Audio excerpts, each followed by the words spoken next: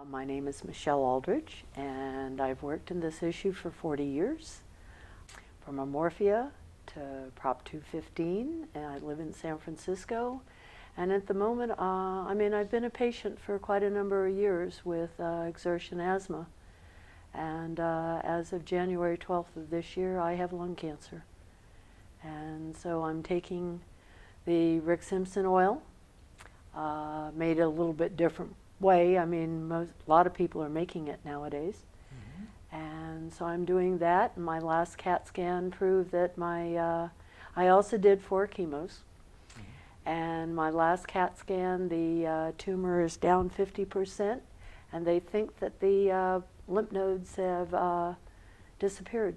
Awesome. They think that the cancer's gone from them. So I'm saying it's a combination, because I'm also doing nutrition, like Donald Abrams has said to do, and I'm also doing acupuncture. So I'm doing an integrative approach, as they want to call it. I think that's particularly important for patients to hear what you just said. Yes. About the importance that it's not just the cannabis. Cannabis is vitally important. Oh, but it's the wonderful. nutrition is also You an do it important part. all. And one of the hardest things is with the chemotherapy is eating, because nothing tastes good. And so he also gave me a diet that I've lost 20 pounds in, that not everybody likes it, but I want to save my life, and that makes the difference. It's no sugar, no dairy, no meat, chicken maybe once a month, fish a lot, a lot, no alcohol, no wheat.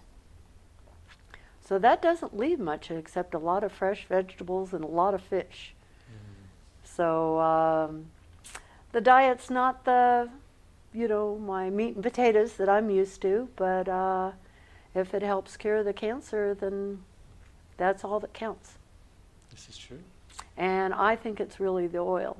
And I'm having a PET scan on the 10th of May, and so it'll be 3 weeks, and I'm still doing the oil, and finish the oil therapy on May 16th. So I want to make sure that those 3 weeks show that there's more than half of the tumor is gone more, and it won't be from the chemo, it'll be from the oil.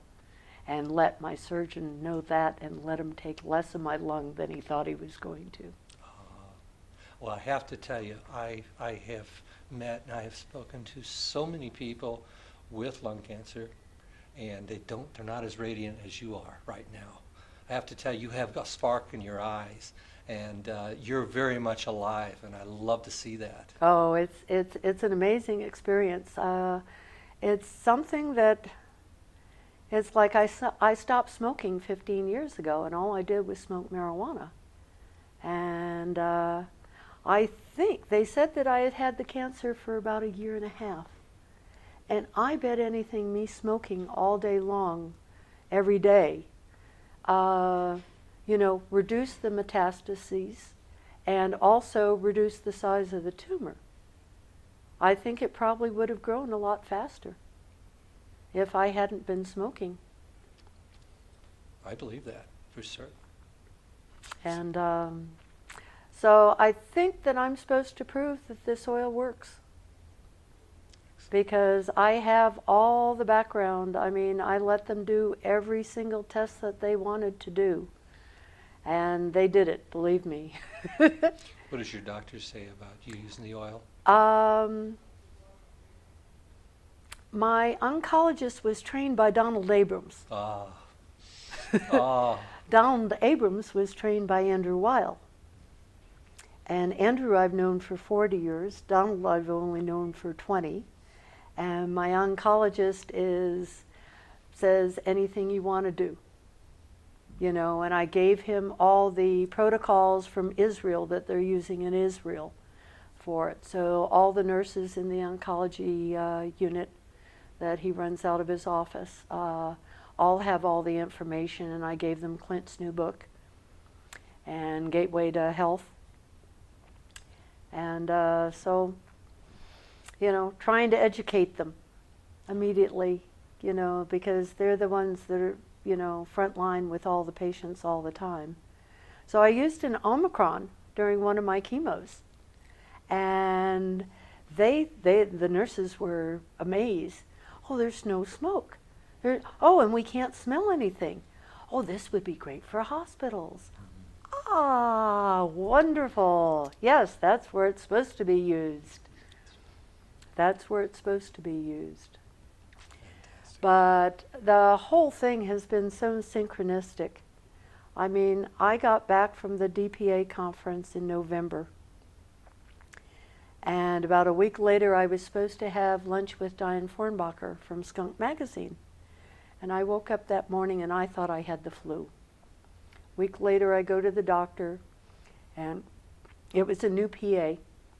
And I thought, okay, I have to train another doctor. Okay. Yes, I think I have bronchitis, but I smoke marijuana. And she says, do you vaporize? And I'm going, okay, this lady knows something. Okay. And I said, well, my husband and I just got the Lifetime Achievement Award from High Times. And her response to that was, well, my brother's the general counsel of High Times. And I thought, okay, this is good. This is good. I don't have to train. She sent me for a chest x-ray, and that's when they said that you have pneumonia, and they also found a little tumor. And that's when the whole thing started. And then, the synchronicity from the oncologist to sent me to the surgeon. I go down to the surgeon's office the same day. The surgeon is the one that did the open heart surgery on Jack Harrer that saved his life. So I get home from his appointment, and who's on the phone but Jeannie Harrer saying, you have to use the oil. And I said, where do you get it? And she told me. And I said, so by Saturday, that was on Wednesday, and by Saturday I had the oil in my possession. It's synchronistic. It's supposed to be. I'm supposed to beat this. I'm supposed to show them that it works. I just wish the federal government would pay attention. There is medical use for cannabis. Oh, certainly.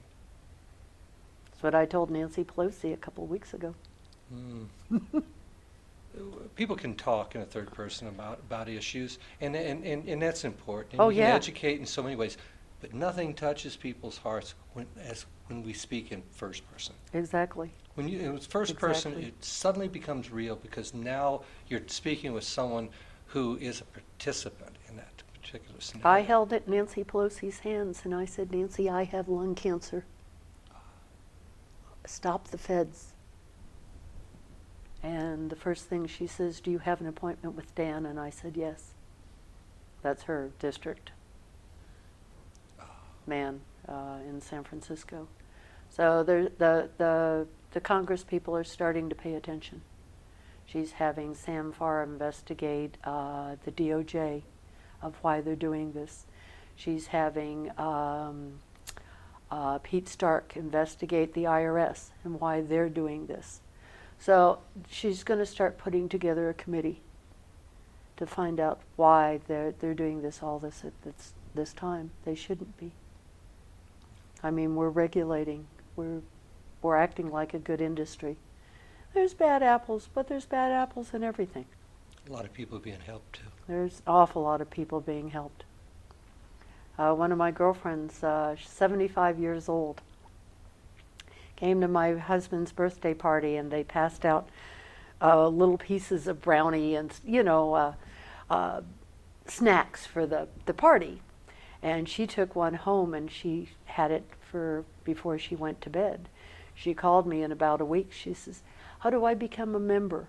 I want to take this to make me sleep at night. She says, that's the best sleep I've had in ages. And that's why seniors really need cannabis. Most certainly. And one of these days, we'll do it. Well, that's fantastic. Thank you. Thank you so much, ma'am. Thank you so much for sitting with us. Go. I really appreciate it. It means a Go. great deal. You're special. Both of you.